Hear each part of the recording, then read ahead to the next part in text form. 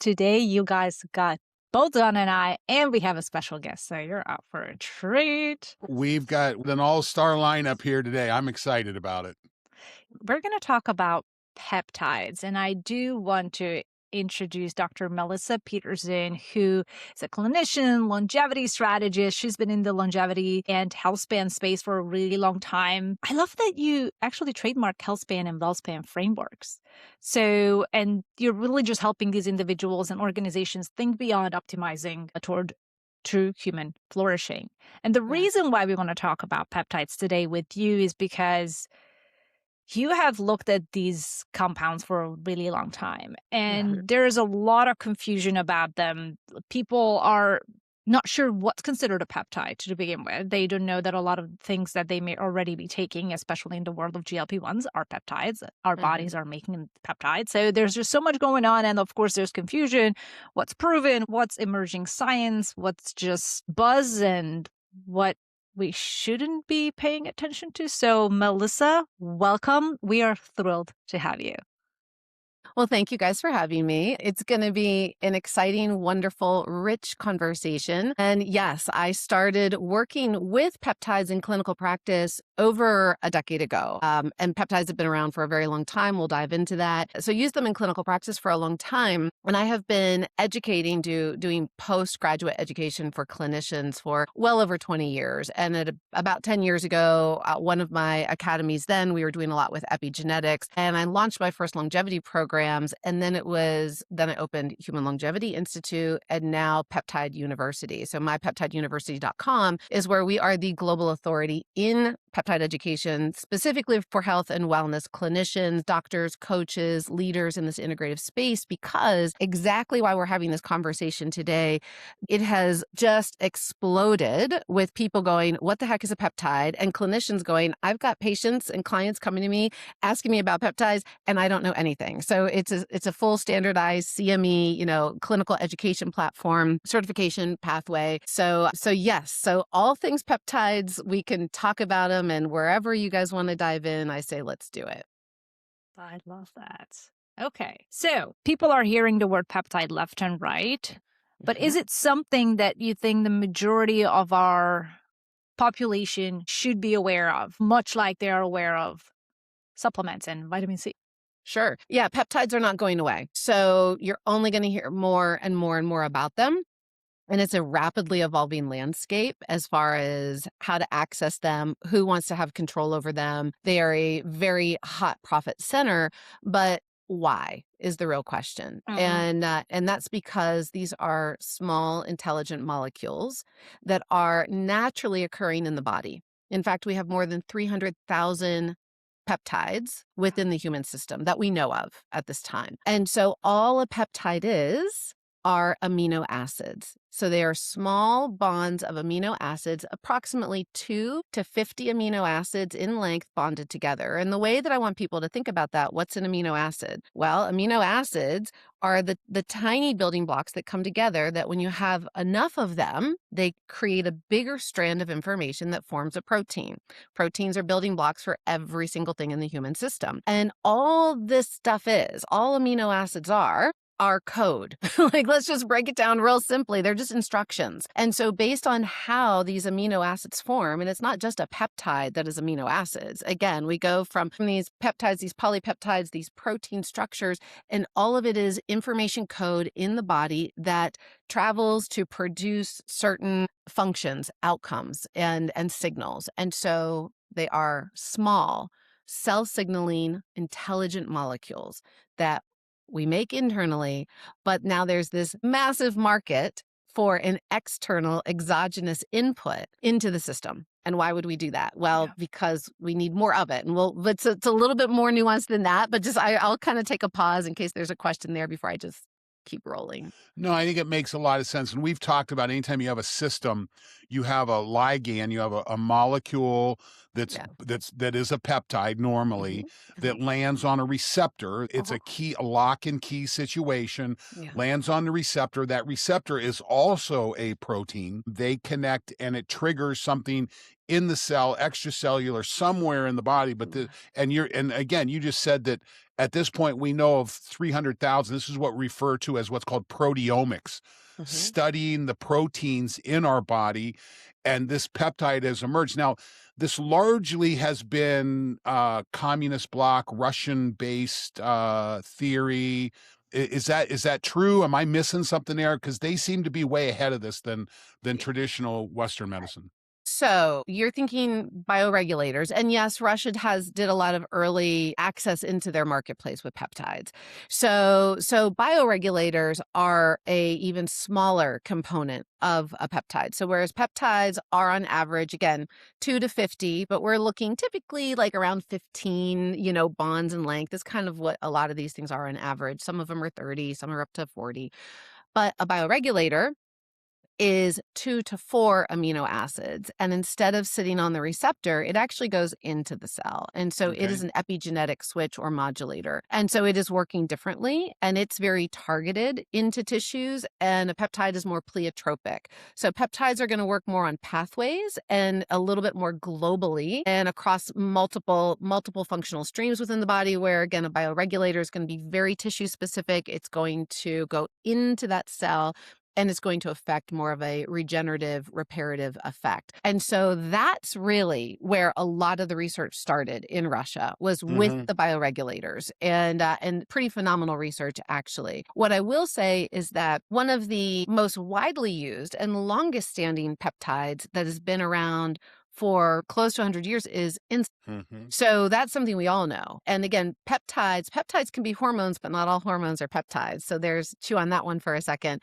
But in Russia, there was definitely a lot more experimentation, a lot more utilization of these molecules because they wanted to help their soldiers heal. They were in those submarines, they were aging at a very rapid pace, and the government came back and said, "Hey, basically, what can we do about this?" Is the short version of the story. And the solutions that they found were really, really quite remarkable. So yeah. Now, in our country, so much of our medical industry is based on your ability to generate revenue from a Yeah. discovery. And this is where our pharmaceutical industry really lies. I mean, if Yeah. they can't get a patent on something, they're not really interested in it. And the fact that we're dealing with these natural Hmm. proteins, I was getting ready to use the term extract. I'm not sure that's the appropriate term, but these natural molecules, you can't patent this. You may be able to patent the production, you might be able to patent something in the process. It's not like, now GLP-1s are unique. They're a peptide, and it seems to me like there's been some patentability issues there. But is this the reason these have not emerged more so in our medical practice? So, yes, and I'll go a little deep in this for you. So, historically, it really, I will back up to say that especially the category of GLPs have been around for 20 years, and we'll Mhm. unpack that a little bit in this conversation. But really, even back in like the mid 2000, like 2013, 2015, peptides were becoming more popular. They were starting to be more adopted. And for a long time, it's not that pharma didn't realize they existed. They just were like, yeah, and they, because of naturally occurring molecules, it's like, not really. We can't really patent as much. Like, okay, whatever. That's not something we're paying attention to. Mhm. And then it's, a very interesting thing. And GLPs are not the first peptide category that has done great things. Again, we can just defer to insulin. Mhm. However, something really unique occurred during this process, that the first iteration was over 20 years ago. And as they began to work with these molecules and really look at how these are targeting key pathways in the body, and they, thinking at first, like, and this is what happens with a lot of drug discovery, that there's this idea. So it's still scientific discovery, right? Like, okay, I have a hypothesis. And so now let's go put a thesis. Let's see if this actually flushes out the way we think, like the way it should work. And the iterations of these GLPs really first were looking, again, strictly at diabetes, and then very targeted to type 2 diabetes. And then, oh, by the way, wow, we're seeing there's a lot of weight loss with this. This is interesting. And so and then they start to really understand the ways and the pathways and dive a little deeper into what's really happening here in the body with these and in the dosing. And dosing's a part of it. And so now all of a sudden, as they start to realize, wait, we're onto something here, right? And we look at what's one of the biggest problems in the United States, especially, but also globally, 3 out of every 4 people have some type of metabolic dysfunction insufficiency. If we can bring a solution to market that's helping metabolics, right? Helping overweight, obesity, blood sugar, insulin dysregulation, we can have a blockbuster drug. And in fact, they do, and they did, right? And so knowing that, yes, while they cannot patent the natural structure of here's the code that naturally occurs in the body. The GLP, it's naturally produced in the gastric system, like it's made in the body. So, okay. So now what can we patent? Well, they patented the delivery system. They patented the bioavailability. And so this is where things get really unique. So we're seeing a lot of innovation in the peptide space on delivery methodology, time release, because in the lane of pharmacokinetics, it's going, okay, here's this molecule. And so is it bioavailable? Is it stable? Can we get it into the body? How long is it available to the body? Will it get through the stomach? Like there's all these different things that have to be looked at. And peptides as a category, they're very delicate little, structures. They don't have a long shelf life. And so the moment that you reconstitute these, they typically, and you bring them into the body, they typically are signaling for minutes to hours, not days to weeks. And so what was very interesting as semaglutide, Ozempic first kind of to the market in the big way, was a big part of what they did was how they actually, the fermentation process of how they actually got the proteins, then the delivery, the fact that could be stable in the body, like it's got a shelf life. The pharmacokinetic, the half-life it's 168 hours. So basically, again, kind of hitting that 7-day mark. We're now in categories of drugs that they're looking at a whole, like a 30-day, like it's stable in the system for up to 30 days. I have opinions on that, which we don't need to get into right in this moment. But to your point, Dawn, yes, they have found really unique ways. So everything from patenting the name, the way it's used, the way it's delivered, the way it's formulated, packaging, marketing, even their research, the claims, even the study. Like if you are not using Ozempic, and you've got data on your website as a clinician citing stats from that drug, but you're using a research grade of it, something different, or from a compounding pharmacy, they can come after you legally. So what they've done, like they have kind of, and I'll go to bat, I'll say it, I will lovingly say it, Big Pharma is like the mafia. And it's phenomenal the way that they have, it's quite impressive. They've got the money, they can do it. It's unfortunate because it really does box out the consumer having access to these molecules because they are so transformative. They are so beneficial. They are so helpful. And there's so much good to them. So once they cracked the code, the stuff that's coming and the stuff that they're doing, they're not playing. They know, oh, now we know how to monopolize this whole thing and how to set precedents and how to set laws. So Peptide University, we are the approved education body for the American Peptide Association. I'm on the board over there, and we do a lot around legislation, lobbying, and really having a coalition come together to really create legal protection and oversight to the consumer. At the end of the day, it's really our ability to have access to these molecules, and pharma is definitely doing a monopoly, and they're putting some heavy fear in the hearts and minds of people everywhere with access to these things. I wonder, in terms of what you've seen with peptides, is it a little bit of a Wild West when it comes to not just GLP-1s, but all the other ones that are out there, where there is experimental ones, there are people selling off-label use. So especially with Peptide University, you got to be seeing so much of different use cases. Yeah. So, and here's, there's always, it's interesting. Obviously, I've been in the integrative healthcare space forever. And, we get to this point where we feel like the FDA and the government's a little bit of big brother, and then pharma, and there's all the powers that be, and there's control.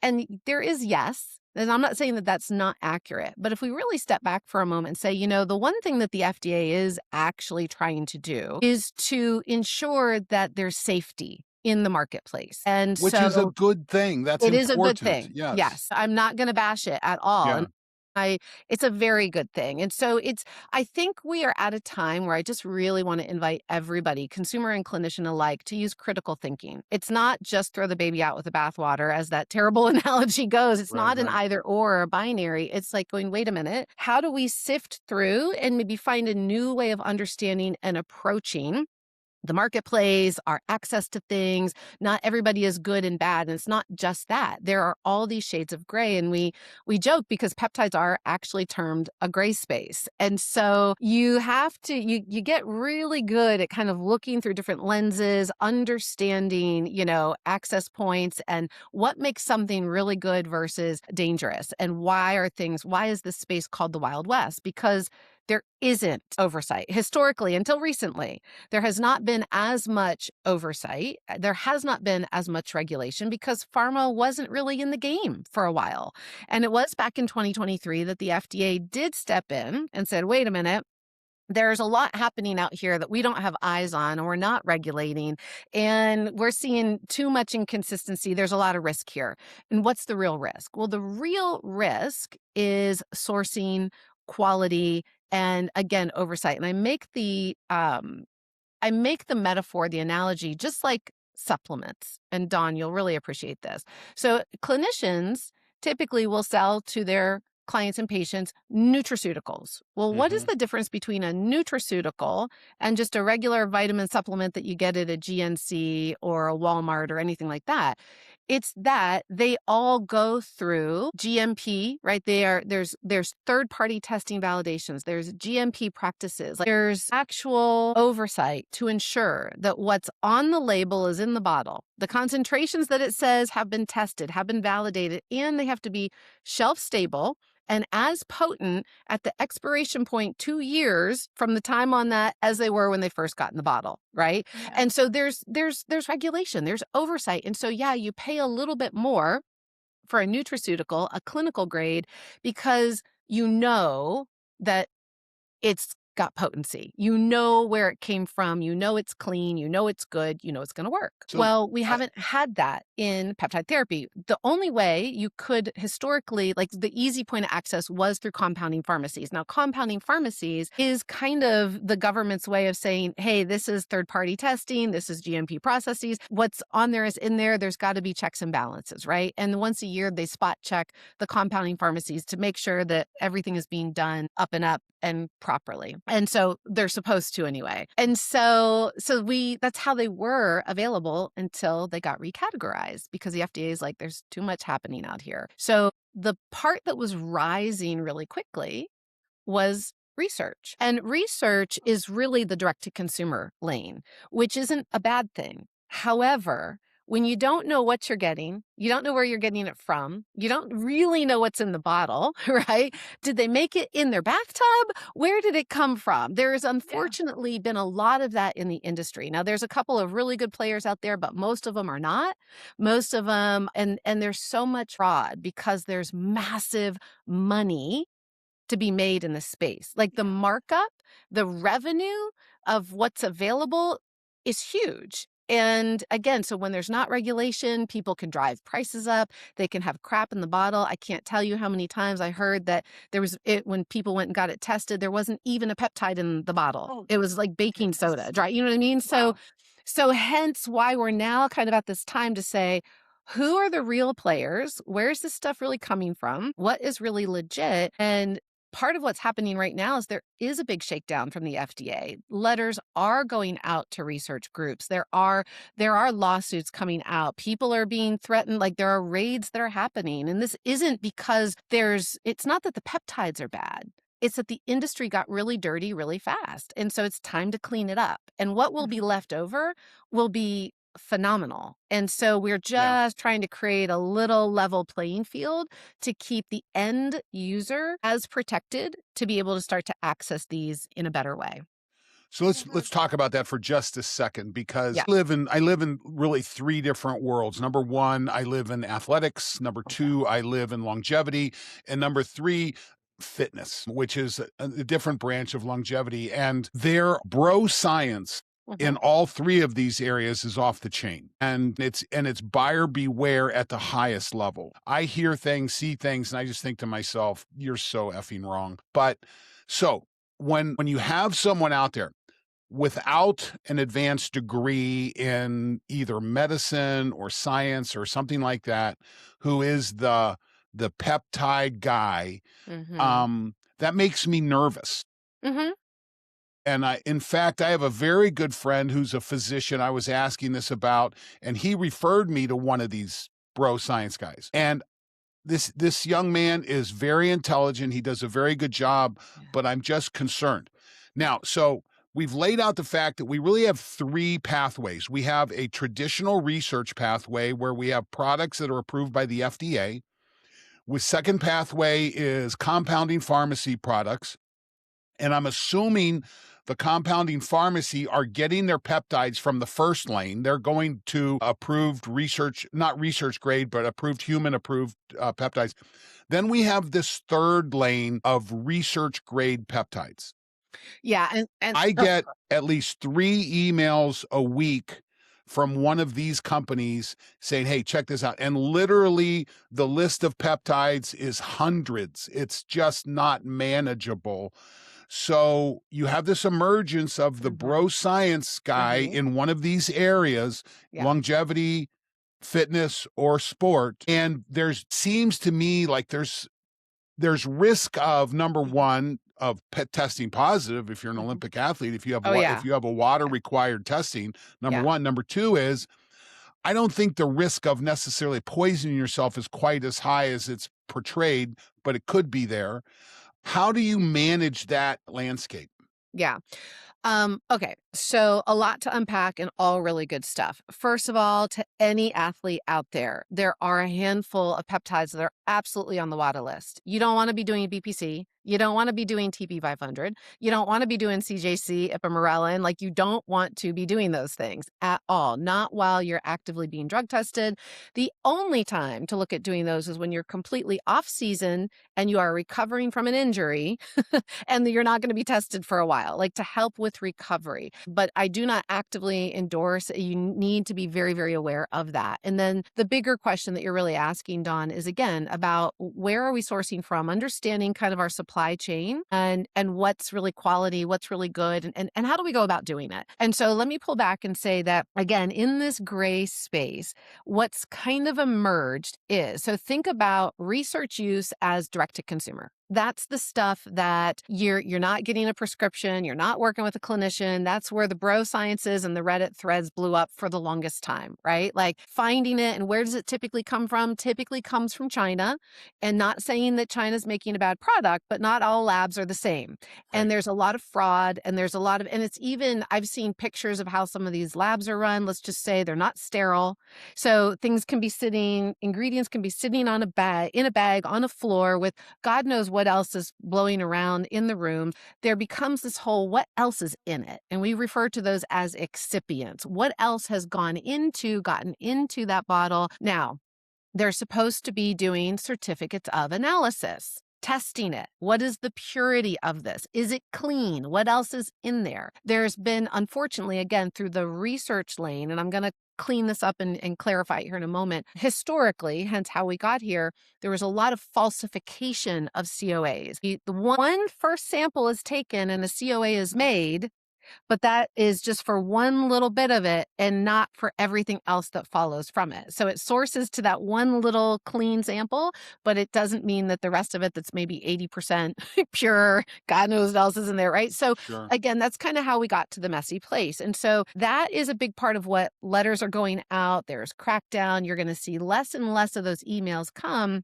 And those places there's going to be legal action taken sooner and sooner. And so the people that are going to stay in it, there's going to be more gatekeeping on the front end. All these sites, you have to enter information, you have to verify you're of age. In most of these sites now, you're going to have to actually upload identification. And this is all kind of coming by way of government oversight, saying if you don't verify that these are real humans, right? But then that's also the rub. Research use only is supposed to say not for human use. And it's just for research. And so if you're a clinician selling research knowingly, then you're being complicit in doing something that's not for human use. But it was really a code that was given. Again, it's the direct to consumer. There's an opportunity for cleaning up that language as the industry gets cleaned up. And so it's still out there. And I want to tell people, you don't have to be afraid of research. Like, you don't. There are some really good companies. There's only a few, but they're doing it well and they're doing it right. But the majority of them, if like, and you see somebody that's got a catalog of 100 different things, it's like,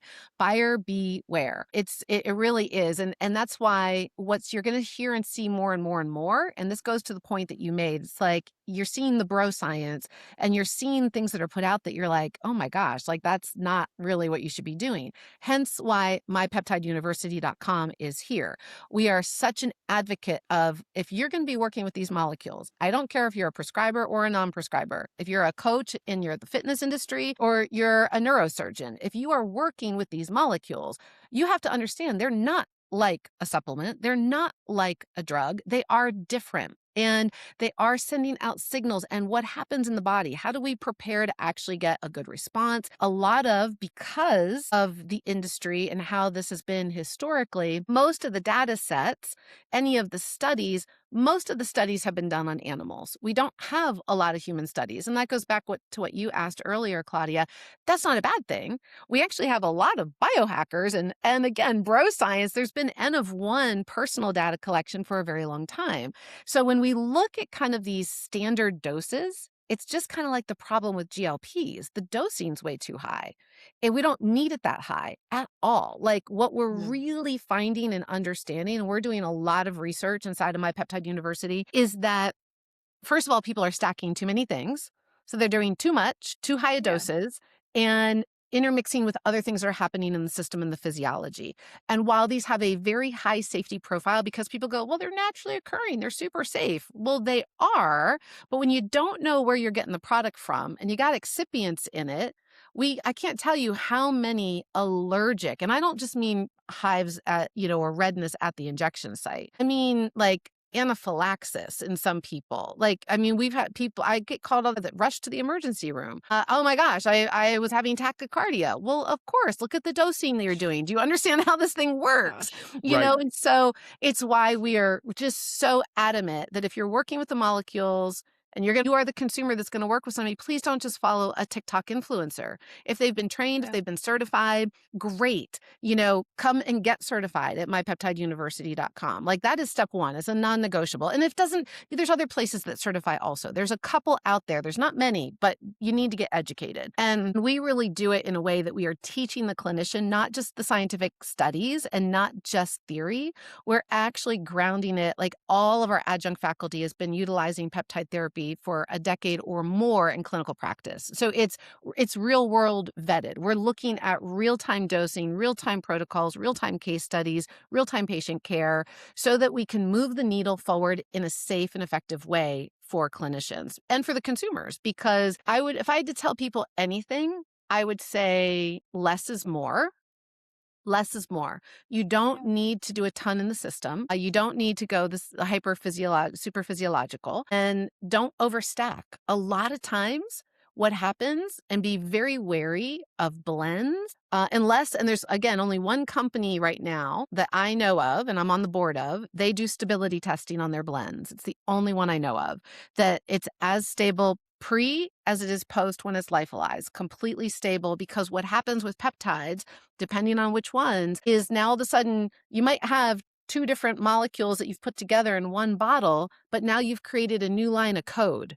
And it doesn't mean that the code is reading the same way they were intended individually. And then there's some that, if it's like everybody's loving the glow stack, but when you put GHK copper, in with these other molecules, like, it's oxidizing. It is creating a new expression. And, we had somebody reach out even that was doing the glow stack, and they couldn't understand, and they started to have blue around their lips, and come to find out the person had filler in their lips. Like, there's different, and GHK copper is blue. So it's like it was attracting into the area. And so there's all these little things that, did it go away? Yes. Did it take time? Yeah, because that filler is grabbing it and kind of holding it, right? Yeah. But there are other things, is why I'm saying it's so important. These molecules are freaking amazing. Like they're so incredible, and I don't want people to be afraid of them, but I do want people to understand that we are in the Wild West, and typically people are doing too much, too fast. The system's going to crash,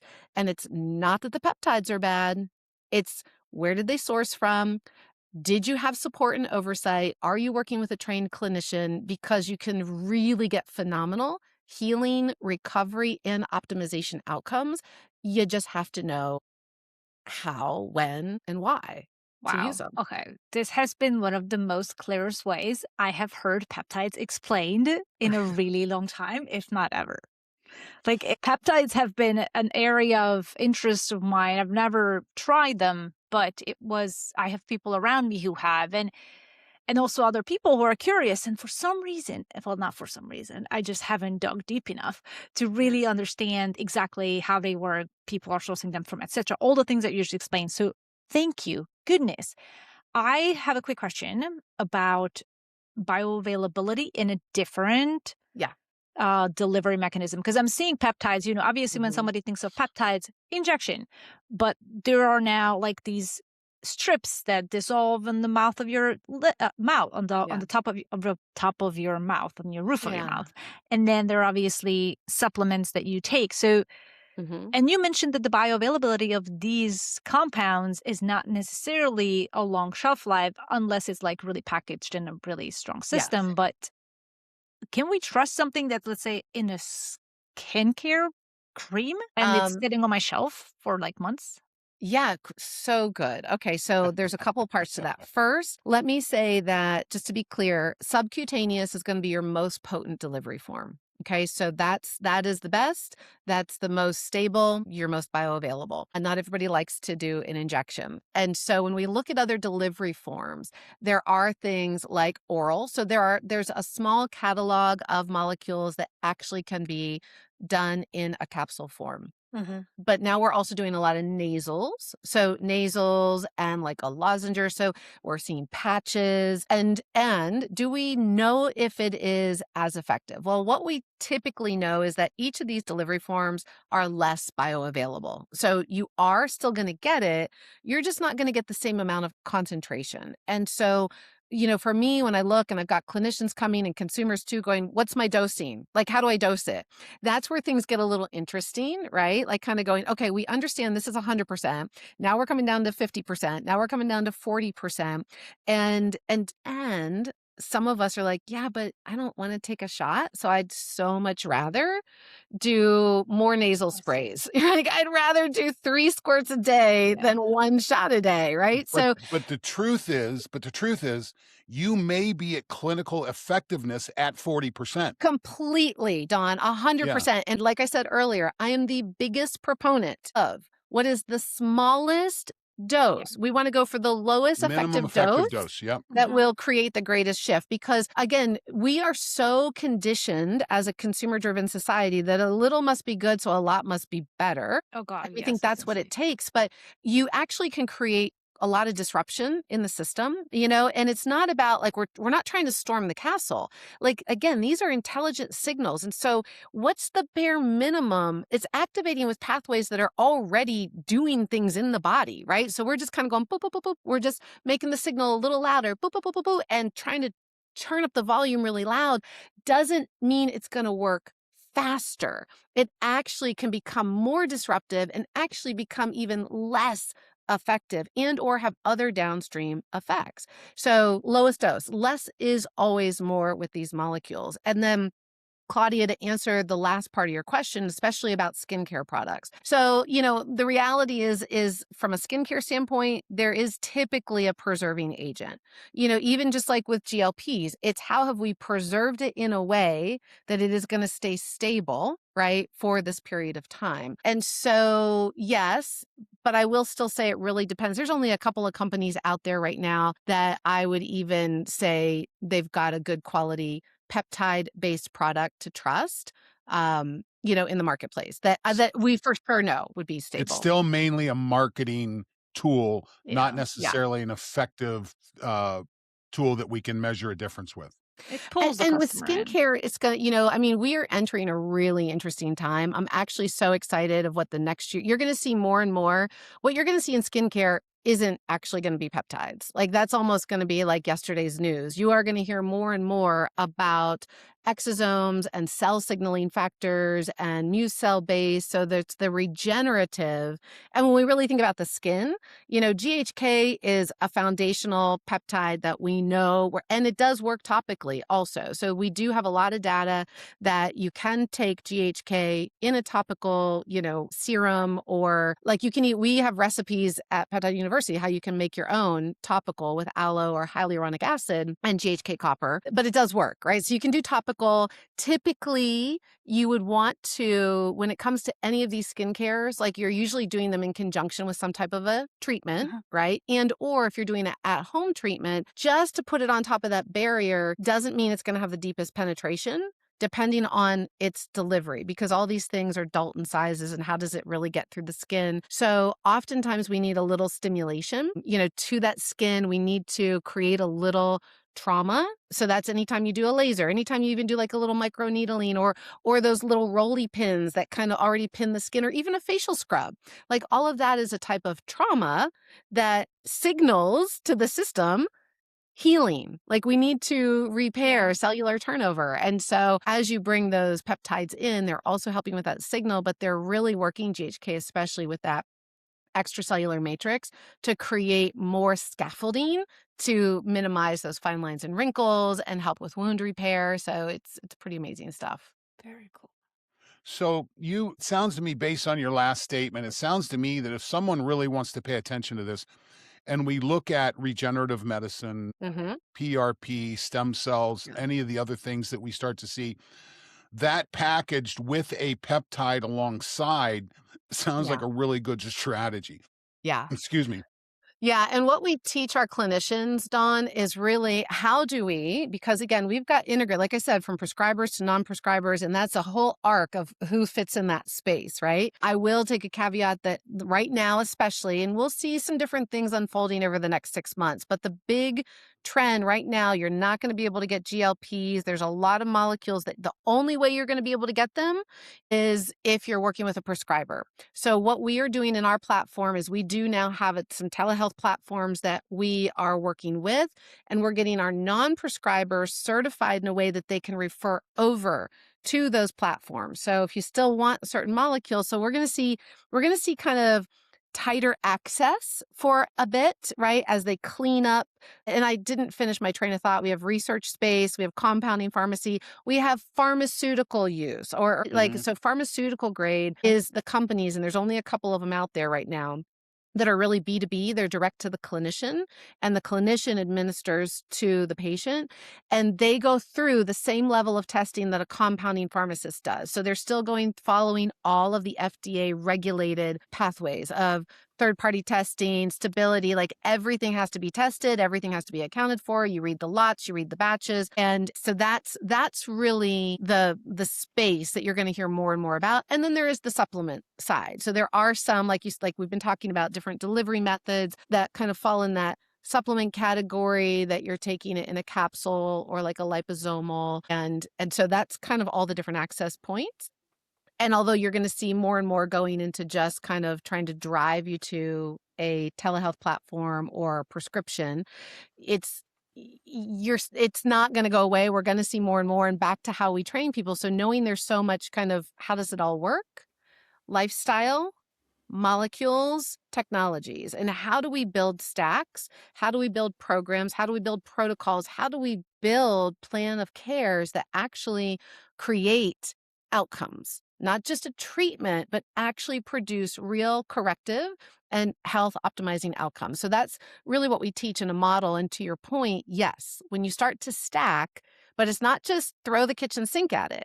There's still an intelligence to the body. That's the challenge. Yes. Yeah. And we have a whole proprietary pathway method that I've created. So we're teaching pathways, not just a protocol, and not just what's my dosing. It's not just about a protocol and dosing. It's you've got to understand the pathways. And so we do A before B to equal C.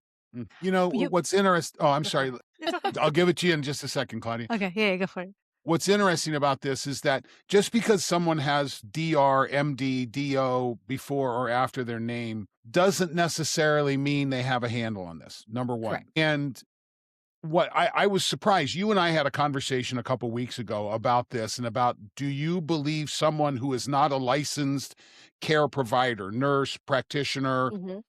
across the board, someone who has sat and taken a board certification, who has Mhm. a license at risk Yeah. with their practice, you believe that it's appropriate, and I'm asking this because I Mhm. want to clarify the Mhm. position, that there's someone who may not have that, like me, I don't have a license at risk. Right. Okay. One of the when I'm talking to an athlete or I'm talking to someone about longevity and there's a gut issue, one of my favorite tools is an oral BPC 157. Mhm. I think it's a wonderful treatment. Mhm. I can do that because you can go order this stuff right off the web. You can get it from good sources, but I don't have a license at risk. Right. What do you think? Now you have a certification. You know, we're both familiar with Bill Seed's work at SSRP. I think they do a really good job. When I go to SSRP, I see some of the smartest docs I ever met in my life. But what do I want to look for in my healthcare professional Mhm. to say they've got their shit together?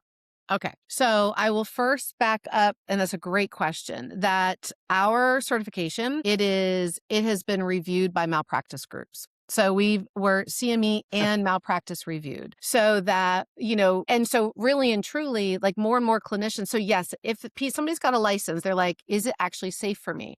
Right. Well, it is, but you have to understand, based on your licensure, based on your state, and every state is also different, how you legally want to approach using these molecules. You do not have to be afraid. You just have to know the right path Yeah, for stay in your you. lane.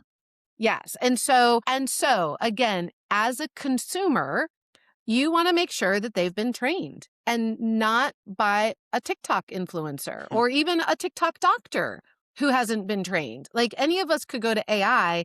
It doesn't mean it's the right information at Right. all. And somebody can spew out something, and there's a few of them out there that they sound really good, but people who are actually like experts, and when I mean experts, they are physicians or clinicians that have been working in that area for 20, 30 years, have thousands of patients and cases and real world experience under their belt, and all the studies and all the different things. And they're just like, close, but absolutely not here, here, here, here, here. This is actually very dangerous what they're saying, because they don't. So somebody can sound really in this, and it is tough. Like, it's kind of tough to go, wow, what do I do? So are they certified?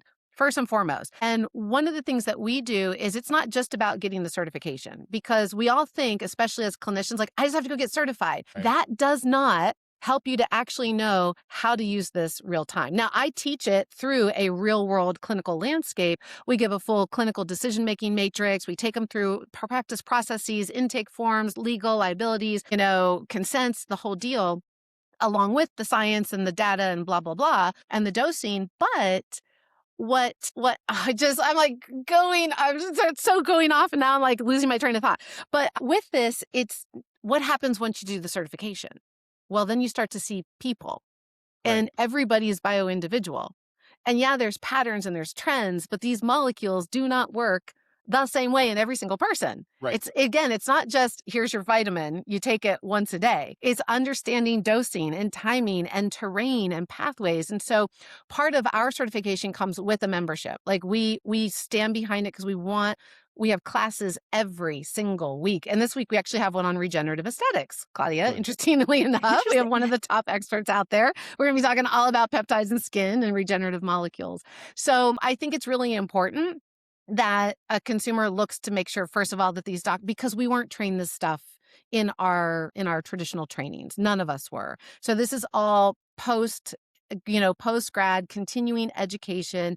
Have they been certified? Where from? We are building a directory. So over at mypeptideuniversity.com, soon we will have a directory. So if they're looking for certified, clinicians, they'll be able to find it right there from our site, which is really great. So it's that, but it's also, for the actual clinician, It is making sure that you got to get certified. We have 2 really trusted malpractice groups that they're not afraid of peptides. They know how safe and effective they are. They do cover peptide therapy with these clinicians. And if you've got a license, you're actually in the best position. Now, you made a comment, Dawn, about going, I don't have a license to lose. So is it easier for me to go out and potentially recommend? Yes and no. So again, we have to understand our scope, our background. So I'll just say you in the fitness realm. Let's just kind of come from there, right? Because you've probably got some The- fitness instructors Listen, you listening. walk into the Arnold, or you walk into the Yeah. Olympia, and here are, first of all, you've got all these knotheads there trying to get all the protein supplements they can get, but then they walk across the peptide booth and, oh, let me get this alligator stack and this stack and that stack. And I'm looking at that going, well, there is a lot of downside. Yeah. And I want to touch one thing real quick. I'm going to let you go, but certification, as someone who's been working in certification for over 40 years, certification is really just, they won't kill you. Okay. It does not mean excellence. Correct. Okay. And everybody puts all this certified stuff after their name. And I'm like, I don't care. Yeah. Okay. Because just because you're certified, what it means is I know you're probably not going to kill me, but you may not be able to help me. Correct. Which is why our doctors come in to grand rounds every week. It's like they sit down with our chief medical officer. We say, bring your patient cases. Do not go practice on your patients. That's not where you practice this stuff. Come in and be intelligent and understand. Like, we are consulting some of the top direct to consumer brands. Last night I was on a call with a group of 20 different doctors. And so they don't know this stuff. And we're helping to walk them through protocols and cases and what to understand and what to look for. So I think what's exciting is the industry is leaning in. People are hungry. Clinicians are hungry. They want to know. They don't have to be afraid. We don't gatekeep anything at My Peptide University. Like, we want you to know vendors. We want you to know the best of the best. We want you to know, to be safe, to be covered. When you are not a licensed physician or prescriber, if you're a non-prescriber, there are still access points. So it's either A, being able to team up with approved licensed telehealth platforms. So you do your magic, right? You still do your stuff. You do your programs, your protocols, and you have legal access to FDA approved, compliant, safe, quality, validated peptides and hormones and the stuff, right? So we've got that. But there are also, so Dawn, the one thing that you can do, and even a licensed prescriber can do, if it's in the supplement category, I can recommend that. Now, if I'm a prescriber or a Should it be, non-prescriber, though? That's the question. yeah, again, there's still shades of gray out there, right? Yeah. So there's only a couple of companies that I even endorse for their brands. However, you still, if you are working with another human, and you are making that recommendation, even if it falls in the lane of supplementation, you still want an informed consent. Because at the end of the day, it's just another level of protection, because the consumer really does have to say, and these are so safe. Like, I don't want people to leave here feeling afraid. Like, I want you to feel really empowered to know we're cleaning up our act. Like, it's not that, there's money, and pharma wants they're going to control it as much as they can. But overall, it's about saying, let's help people. And what's exciting, and here's where I will give pharma a little gratitude, is what we don't realize is the amount of money that they spend in research of what it really takes to look at these and to ensure safety effectively. We've got the bro science dudes that are willing to do the N of 1, and they're putting their own health at risk and having early heart attacks, at the Arnold and things like that, because they're overdoing it. So there's kind of this spectrum from too little, too much. Some works, some doesn't. But that's life, right? That's how we learn. We get up every day. Some days we fall down. It didn't work. We get back up. We try it a new way. And so I think that together, we don't have to be afraid of these things. We get to be informed. We get to be intelligent. We get to align with communities and educational centers that feel right to us. We are very community-based. We have such a diverse, amazing group of clinicians that come in, and they're peer-to-peer. So I don't care where you go, just go somewhere. Keep learning, keep being supported, and keep sharing the data. Because the more that we can look at the information, and the more that we can start to have evidence-based realizations that dosing ranges can lower, as an example, We teach so much on microdosing. Like that's one of our tenets through all of our protocols. So I see us as a disruptor. I actually see us as I want to work. I want my Peptide University to even be an allied resource to pharma because there's tons of clinicians out there that are prescribing in the wrong way and they don't know there's more. And it's only going to help everybody if we know off-label and on-label uses. We know how to think intelligently, safely, effectively with these naturally occurring molecules that are just there to help us, heal, function, express greater states of health and thriving. So true. I had a question that came Yes. up in my head after you were talking about cell signaling and cell factors. Now, this is something that I've recently come across within this world of regenerative medicine, where obviously we've known that one of the 12 hallmarks of aging is that altered intracellular communication.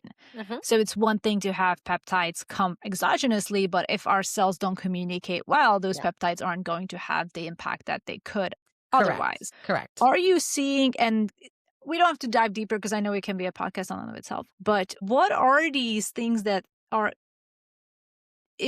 are potentially could be improving Yeah. our cell signaling, and what are these Yeah. cell factors that you're talking about? So I think that 2026 is the year of the mitochondria. So what we teach foundationally, it's like, again, if you don't have a healthy cell, you don't have a healthy cell membrane, that cell's not working efficiently. Anything. I don't care if it's a stem cell. I don't care if it's a peptide. I don't care what it is that you take in, a hormone. It is not going to work optimally, and it may not even work effectively. So we always want to start with, like, I'm very big, Dawn's heard me lecture, and I'm always big on exposome, outer world, inner world. What's the quality of those inputs? Our body is constantly being signaled, and whether it's on the end of the fork, the air we breathe, the light from the screens that we're in, there's constant signals coming in that are producing everything from chemistry, whether I'm stressed out because I just watched a post and I can't believe that so-and-so said that thing. Now my cortisol is surging, or I just went through drive-through, or my kid just got sick. So there's all this stuff constantly coming in, right? And typically as we chronologically age, unfortunately, all these inputs are demands to the system, right? Just a very simple demand. And all that life is energy. The cell is a unit of life. It is a unit of energy. We are a big battery. That's all we are. And if we just keep it super, super simple, do we have enough charge? Is there enough battery to keep up with the demands? And typically when we think about what does it take for a cell to be viable, to be healthy, for these peptides and cell factors and all the things to work, we have to look to say, okay, let's go back to basics. The cell needs a couple of things. It needs some basic nutrients. It needs some oxygen. It needs some light. Like there's a couple of things that signal that cell to actually work, right? So all of a sudden, do we have the right phospholipids? Like, do we have our B vitamins? Do we have magnesium and zinc? Do we have CoQ10? Do we have our essential fatty acids? Like these things are not just a good, awesome multivitamin. They're actually ingredients that we are supposed to be taking in to help keep that cell membrane intact, to keep that cell producing proper ATP so that it can make energy, use energy, remove waste. And so we typically go back to the mitochondria quite a bit. And it's not just about jamming more at that mitochondria. We have to step back even one step further. And this is so technical, Klaudia, that it's just basic common sense. We say, okay, what, if anything, is potentially coming in a lot? What are the signals that are there all the time that could possibly be overloading the system, taxing the system, putting more work on the system, draining the body battery faster? And before we take in any molecules, could there be an opportunity to reduce or remove our interaction, our exposure to some of those inputs? There's a concept, right? Like, Yeah. can we lighten our load? Oh my goodness, would we dare be willing and let go of some of my busyness? I don't think I could. I have too many to-dos on my to-do list. Forget it. Okay, you're not going to outmolecule yourself from this. You're still going to come to a point. The mitochondria can only do what it can do. So where is it overtaxed? And then when we start to okay, so now I've created a little more capacity, but also where is the deficiency? So once we remove, what also does need to be replaced and or replenished so that we have a viable structure. And again, these are things that we're teaching our clinicians all the time. And what's unfortunate is that not only were we not all taught this, and while it is very common sense, like you can hear me say it and go, oh yeah, that does make quite a good bit of sense. What happens as a clinician, regardless of what letters are before or after your name, when another human comes in to gain support from you, like you care so deeply, and whether you have 5 minutes or 5 hours, you're like, we somehow get fixated on the thing. We get fixated on the problem that they're presenting with and their desired outcome. And so all of a sudden it's like we put blinders on somehow, and we forget the common sense of the body and the pathways and the signals, and we forget to just pull back a little bit and look at what's affecting the system and this human that could be creating this problem to begin with. And the only way we're going to get to the outcome is to have an appreciation for where they're at right now and what's already adding to. Because if we can't do something here, we don't necessarily get there. Yeah. And so it's not that clinicians mean to get, go down the rabbit hole. It's out of their love and their desire to support. Yet the greatest gift I think we can give ourselves and our clients and patients is to go, let me zoom out. Let me hold space and look at the bigger picture. Let me realize they're not broken. I don't have to fix them. We just have a system that's out of balance. It's just out of balance. Too much of Love some that. things, not enough of other things. So how do It's we support this human system to come back into greater states of alignment and balance and aliveness? yeah. I love that, Melissa, from the well, let me a question that's been running through my head on this is that in medicine, we're typically treating symptoms of some kinds. I don't feel Yeah. good. I go see my doctor. We do a blood test. We do some type of imaging. We do this. Your disease lies in either the dysfunction hmm of the blood test, the dysfunction of the stool sample, whatever. And when we start talking about peptide therapy, Yeah. we're now talking about micro adjustments to systems. Mm-hmm. My favorite variable is heart rate variability. Yep. Love it. This is where we go back to. And everything I do aligns to that. That's my big number on my dashboard. Yeah. Do we expect to see a practitioner from your standpoint? Yep. Do you see different imaging, hmm lab work, things like that based on a peptide-based treatment protocol rather than a pharmaceutical?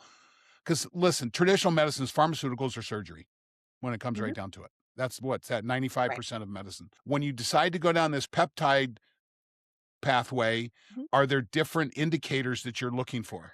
Yeah, we're still using objective measurements for sure. We teach a combination of subjective, how the patient client is presenting, and objective. So everything from our functional biomarkers like HRV and just even resting heart rate and oxygen saturation. Remember, oxygen, that Mm, cell needs it, right? Are we getting enough of it? To labs. And so what I will say, and we caution our clinicians all the time, is that when we put too much power into the test and over testing, then there's typically not a lot of, and testing gets expensive.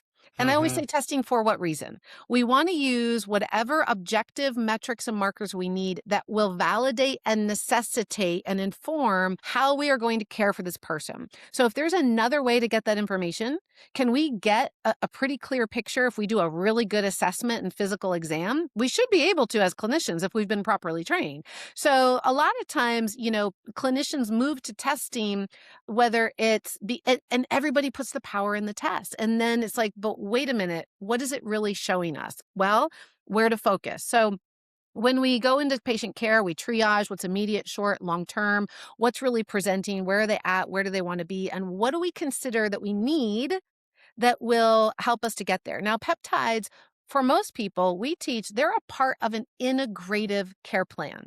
They're not the sole solution. It's like I've said, you've got to prep that terrain, and prepping that terrain could be very much lifestyle based, right? Or even dare I say the word detox, like other things that we need to do to prep the Yeah. system in certain ways. And so, what you're really asking is, hey, yes, we look at labs 100%. And yes, there are markers that show us when we understand. So, let's even just think about a GLP. Well, where we want to see if blood sugar and insulin sensitivity is responding, right? Like those are measurable markers, and that's part of what that medication. And we look at body mass, and we look at BMI, and we look at weight. Like these are all things that those are objective markers. They should be improving if the patient is having a proper response to that. As an example, soft tissue injury, we can do MRIs pre and post. We can do ultrasound pre and post. We can do x-rays pre and post. Do we see an improvement? And even like those molecules, what we see is a faster healing time. So it takes less time to fully repair and recover and less frequency of re-injury, right? So we still, based on our specialty and our zone of genius, we still find ourselves using a lot of our metrics that we would already be using. But now we've put a new variable into the equation, right? And based on how that's being used, we should still be seeing things improving. And if we're not, then we go, what's happening here? What do I need to dial up or dial down? Yeah. So one of the things we talk about on the podcast is what I call my 4 rocks in the jar. What are the big rocks in the jar? My biggest rock in the jar is movement. You hack it with exercise. Second is nutrient-dense food. You hack that with supplements. The third is sleep. You can't hack sleep, but you can hack the sleep environment. They're critical. And the fourth rock is light. Learning to aligning our rhythms and eliminating toxic light, bringing in healthy light. And this goes into the jar of purpose. Is there anything on that list that because I believe biohackers, many cases, are people who want the benefits of exercise, clean eating, good sleep, and healthy light, but they don't want to change anything to get it. They don't want to exercise. They don't want to, is there anything that peptides replaces on that list? As far as purpose or all the other lifestyle variables that you just mentioned? Well, can you take a peptide and remove your need to exercise? Well, that's an interesting thing. So as a human being, I'm going to say no, we're designed to move. However, there are exercise mimetics, meaning they can activate the same pathways that exercise would. So if we even just talk about MOTS-c, it's known as an exercise mimetic. Love MOTS-c, yeah, right? One of my favorites, and so it's helping to activate, and you know this from longevity, those AMP-K pathways. And so it's those benefits. So we can see that we can get some of the same benefits as if we were exercising. Now, does it replace it? No. It's just saying it's doing similar things, but there's so many other benefits that we get from moving our body, as an example. So will a peptide ever replace sleep? No. Will it help sleep? Absolutely. Yes. Right? Yes, I'm with you on that. Completely. Will it ever replace physical activity? No. Will it ever replace good nutrition? No. Again, will it enhance?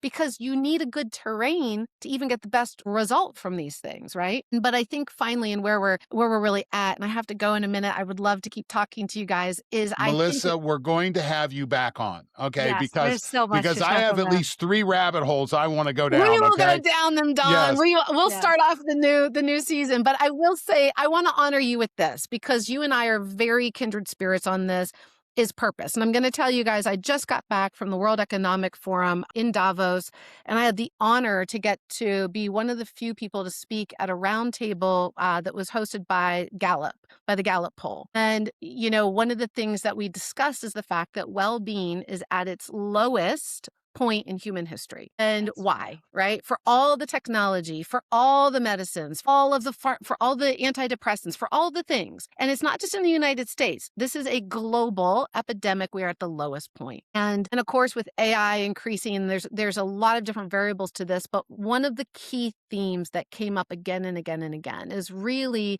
it is around purpose, meaning, right? And I teach a lot in our longevity protocols, et cetera, over at Human Longevity Institute. Aging is optional. It's simply a mindset. It is really what's happening here. And on any day, there's a lot that could overload us, that could seem doom and gloom. And I'm not being Pollyanna and saying things don't exist. However, where our attention goes, our energy flows, right? And so do I choose to get up and understand that I am showing up on purpose today with an intention that life is happening for me. And I'm here to share my greatest gifts. I'm here to receive the greatest gifts that life has to share with me, from curiosity and support and friendship and laughter and innovation and the experience of the sights, the sounds, all the senses. That's aliveness.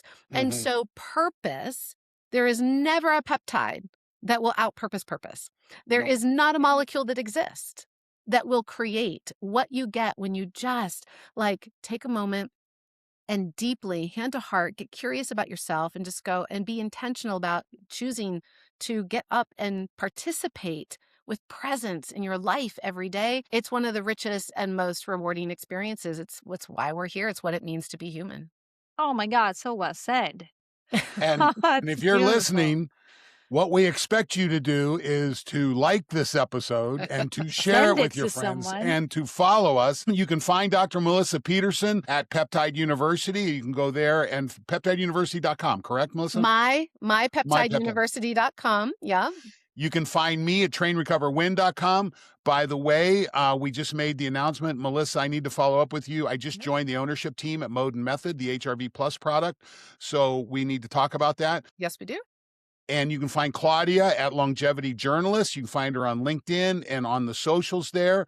Thank you so much. We're going to have you back Yes. because, like I said, there's several rabbit holes we need to Oh, explore. yeah. And You Claudia, need to go, we'll though. talk about the health span and well span scorecards and the work that we're doing Yes. with smart cities and really creating a global health span metrics system to design the cities of the future to literally bring about greater states of health and human flourishing. Love that. So So we'll talk about that next Let me know when Melissa, you're in South thank you. Florida because we got to catch up in person. Yes, ma'am. Thank you so much. Oh, you guys will be dangerous.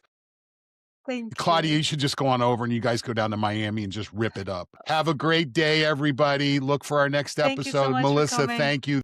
Thank you guys so much.